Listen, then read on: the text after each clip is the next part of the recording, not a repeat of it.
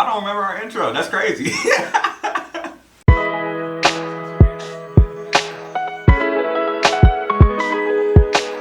What's up? Welcome to Comet Zero. This is ground zero for all information Mills University. We are here, Chance Bradford, Deshaun Hughes, and with our chemistry teacher. Is chemistry the only thing you teach? Yep, I teach chemistry, AP, pre-AP, and traditional chemistry. A really smart chemistry teacher, Mr.Lawson. I've never said that I like your ponytail, but I've always been curious what your hair look like down. Is today the day on camera? I hope it is. Take the hair down. Is it? We'll see. Maybe you guys convince me. If he really got to break it down, we're gonna ask him a question and be like, oh, okay, you got to get down to it. Gotta get down. Okay, so we're gonna be talking about, science. I'm sure you could have guessed, chemistry teacher. Since you are a science teacher, I assume you stay up to date with, science today. Mm-hmm. What's something that you feel like most people wouldn't think we're close to? Like something that people would think that isn't possible that we're pretty actually close to. AI technology. AI technology? It's out there. Yeah, I mean, it's advancing faster than we can ever. Some people use it every day. Yeah. Mm-hmm. I'm actually on it right now. I'm on something called Google Bard. Yeah. Because I don't know what questions you guys are going to throw my way. Okay. And this is an AI chatbot. So if you guys want to talk about anything, all I do is type in whatever it is, and this AI chatbot's going to have something to say about it and give me some ideas of how I can input it. It's actually funny. Pretty funny. It's actually pretty cool. I was referring to you. Me? Your ChatGPT. I don't use that. I know. Honestly. I do. ChatGPT is one of the other big ones. No, because listen, I don't have as big of an issue with AI because I don't copy and paste what my AI says. I use AI to generate ideas, and then I don't use AI interpret at it. all. And I like to engage my own brain.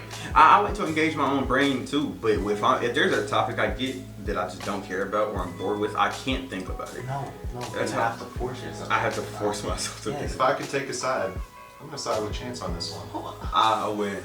So the reason I'm going to side with Chance is because I think that the AI technology, we can use it, but we need to use it responsibly. It's like a calculator. What he says about copying and pasting what the AI says, that's not using it responsibly. But if we need to get some dynamic ideas about what it is we need to write about or what we need to work with, it's a great way to get your mind working and thinking about that stuff. I feel like it's just better to understand work if you let yourself do it. I use it like a calculator, because if you completely depend on calculating for all your math skills, you didn't learn math. But if you have to use calculating as a part of a bigger question, you can work it out. You just need a little help, And people use tools all the time. You feel me? I understand. I just feel like manpower is underestimated. I feel like we can do things we've never thought of by ourselves without the help of AI. So what do you I think? think what he's onto is that we can't rely too heavily on our technology. Yeah, I get that. And I agree with him on that point, for sure. Every time the conversation that comes up, I think of the really fat people in Wall-E. Yeah, That's I instantly know exactly what you're talking about. Really? Where are we going to go if we abuse our technology and we forget to use our minds? Yeah. Like Sean was saying. So what do you see as the end goal? Not goal, but the end product of AI. Because some people immediately hear AI and they go iRobot. So, you know what I mean? paint a picture for you guys. Okay. Imagine that you can do whatever you want to every day you wake up, as long as you're contributing in some way to society. Mm-hmm. In that world, AI is taking care of all the stuff that we don't really need to. The engineering, the automobiles, building cars. We can search right here, what kind of AI technology is out there right now? And Google Bard, I'm talking to an AI bot right now about AI technology. And here's what we get. We've got virtual assistants. We use Siri, Alexa, Google Assistant. I use that every day of my life. Could I still be functional without it? Sure, but does it make my life easier? Yes. So on that end, maybe we're not getting to the Wall-E world yet. Yeah. Self-driving cars, fraud detection, medical diagnosis, drug discovery, personalized education, recommendation systems, social media, cybersecurity, robotics. AI is everywhere. Mm-hmm. And it's pretty incredible how much we really, if we haven't looked into it, don't know how it's progressing. Mm-hmm. What we're seeing here, we got machine learning. Machine learning is a subset of AI that allows systems to learn from data. So these computers are getting smarter And you guys I all feel know like- the Terminator. Yeah, I feel like that's the thing that concerns Yeah. most people, the That's- self-teaching AI part. But like, I'm really just wondering, you know what I mean? How probable is it really that if we have a self-teaching AI, it'll gain like sentience and want its own? You know what I mean? I can't. Sci-fi for sure. Yeah, it's sci-fi, but like I'm wondering, like, what's actually the probability or something like that? You know, I think if it continues to progress in the movies that we've seen, you guys seen the one with Will Smith, iRobot? Mm-hmm. So you guys know, like, if we get to that point where it can do some of like the heavy lifting for us, Yes. make our lives easier, but can still respect a certain bounds, then yeah, I'm all for that. But we definitely don't want sentience. We don't want a Detroit Become Human situation. It's a scary, scary subject. That is very scary. Because we would have no control at that point. And how much do we have AI involved in our lives right now? It's embedded in our lives pretty heavily. So do you think it would be better if instead of humans focusing on modifying a piece of technology, they focus on modifying themselves?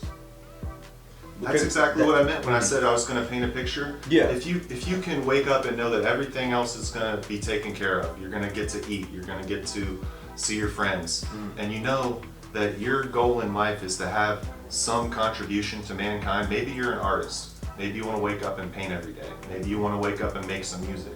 That kind of stuff we can't necessarily get from the AI technology. Yeah.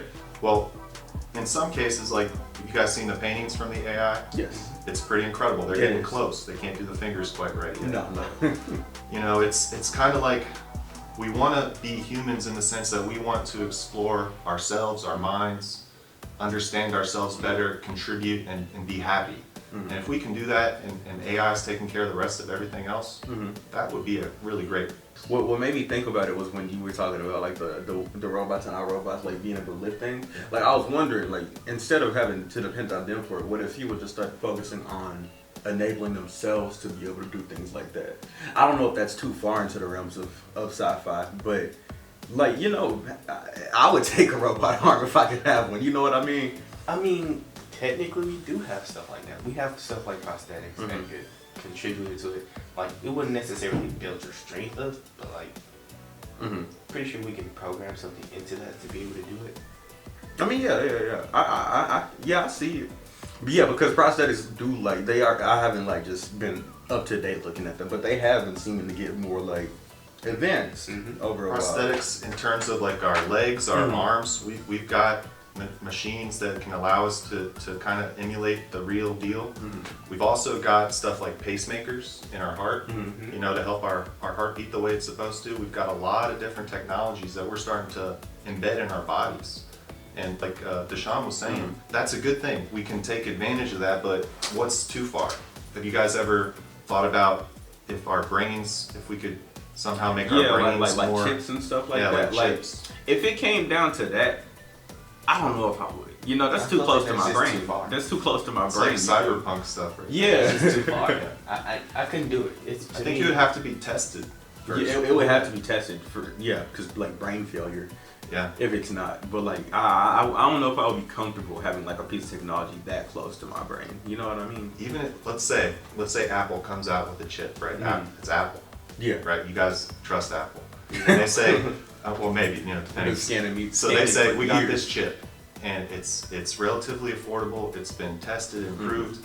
You can plug this chip into your head, and you can remember 10 gigs of information on the spot. Yeah, I know. Like Would that be thousands something of people would to think immediately do about? that.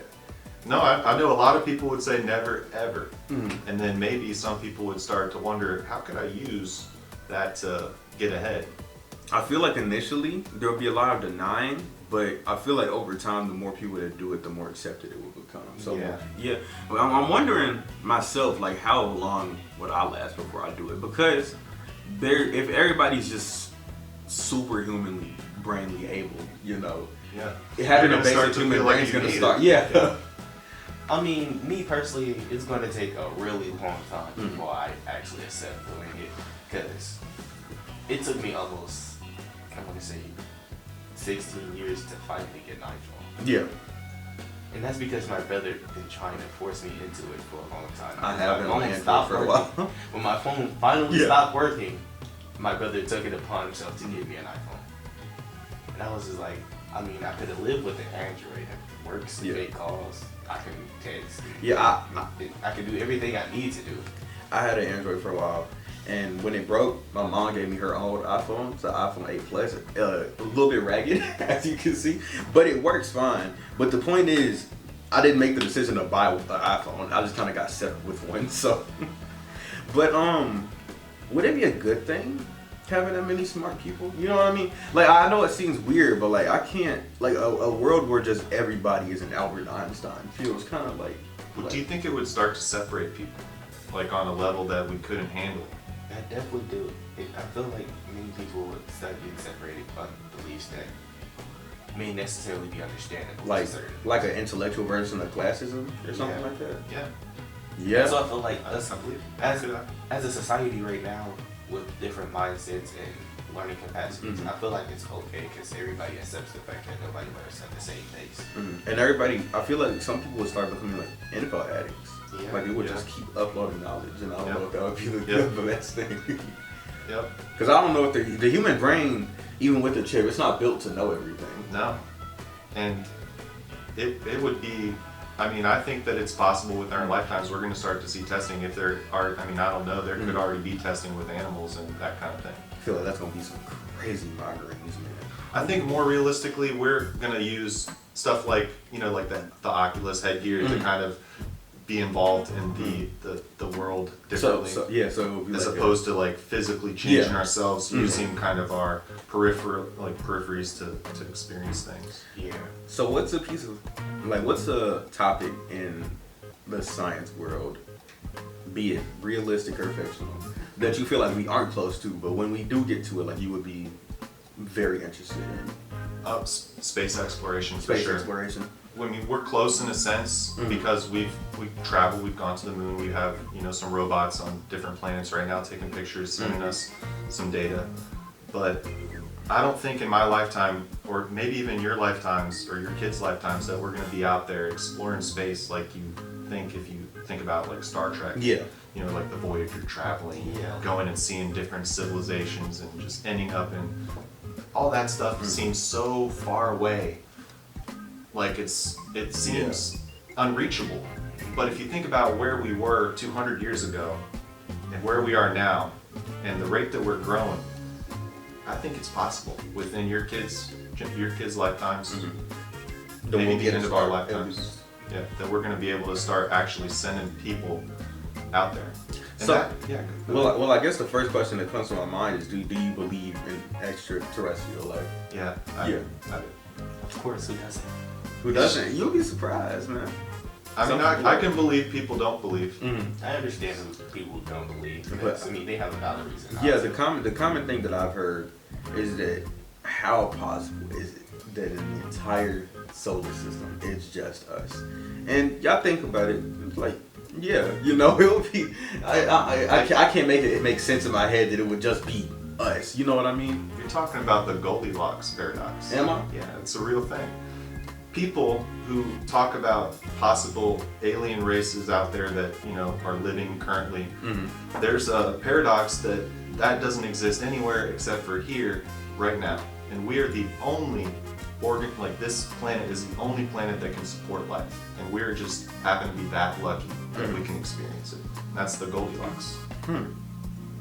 So there's people that support their theories with evidence that we are the only ones here because we haven't found alien life yet, so we can't say for sure. So what I think, I might go too far into the realms of sci-fi, but let's say the multiversal theory is accepted, right? And the idea of multiple planes of existence happening all the time, all at once, is possible. It could be an idea that the thought of an alien to us is simply another form of the human species on another plane. You know what I mean? Like Shivers. Yeah. Literally. Yeah. I think To that would think be a fun thought. An Yeah. alternate version of you exists somewhere else, some time else. We don't know.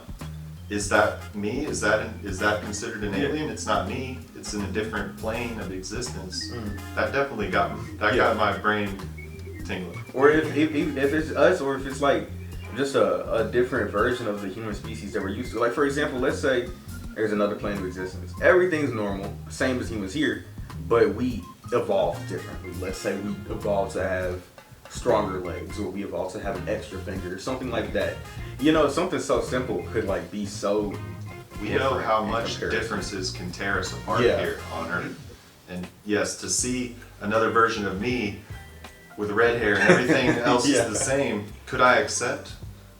You know, that is the reality. I would need some evidence to see in front of my face. You know, that stuff that's just like, is so it really out there.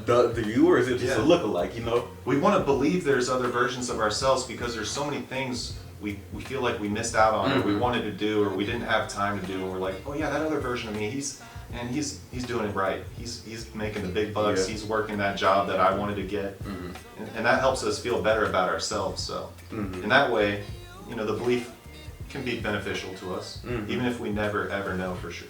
Yeah. What about you, Sean? What's a topic in science, sci-fi that you really like? Honestly, I'm more focused on like the microorganisms. You're focused on like microorganisms? So like, what is it, water buffaloes? Is that what they're called? I know exactly what you're talking about right now. I can't remember the name. The weird looking things, man. Something feels interesting knowing the microorganisms that are there that helps us live every day. If you don't know what a water buffalo is, look up. Use your Google engine, search engine, bro. I'm telling you, look at one. It's so tardigrades? Tardigrades. Aren't they like supposed to be like everywhere? These things are wild. Here, let me read what it says on Google. Tardigrades are a microscopic 8-legged animal that have been that have been to outer space and would likely survive the apocalypse. And here they say, for a bonus, they look like adorable little miniature bears. Around 1,300 species of tardigrades are found worldwide. So adorable little bears is a stretch. Yeah, their face is a little scary. A little spooky, little alien-like. What do you mean? That's adorable, bro. That's adorable. Its face looks like a screw.